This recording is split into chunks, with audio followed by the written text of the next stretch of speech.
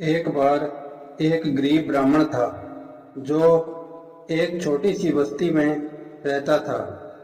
वह इतना गरीब था कि उसने कभी अच्छे वस्त्र नहीं पहने थे। उसके बाल उलझे रहते थे, दाढ़ी बड़ी थी और वस्त्र भी फटे हुए थे। वह अत्यंत दुर्बल और क्षीणकाय था, क्योंकि उसके पास ठंड, धूप, हवा और वर्षा से बचने का कोई साधन नहीं था। उस पर दया करके एक धनी व्यक्ति ने उसे 2 बछड़े दान में दे दिए। पूरी देखभाल और प्रेम के साथ ब्राह्मण बछड़ों को चारा और घास खिलाता। बछड़े बड़े होकर 2 अच्छे स्वस्थ पशु बन गए।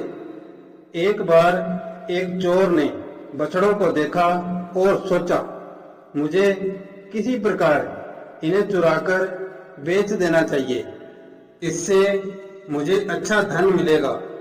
उस रात वह ब्राह्मण के घर के लिए निकला।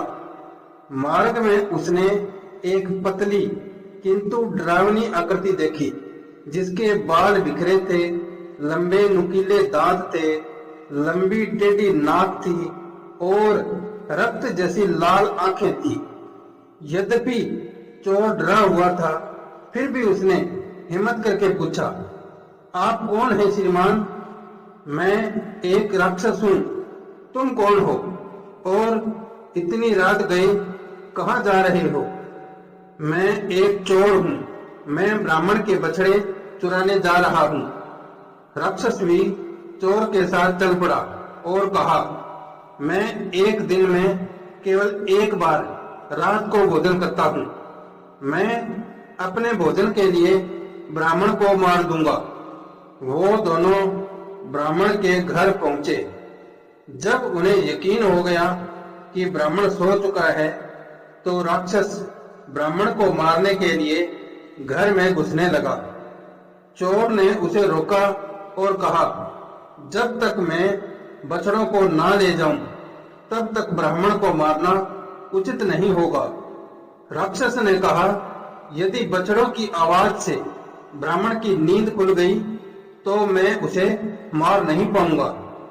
चोर ने उत्तर दिया, मान लो यदि तुम्हें उसे मारने में कोई समस्या आ जाए तो मैं बछड़ों को नहीं ले जा पाऊंगा।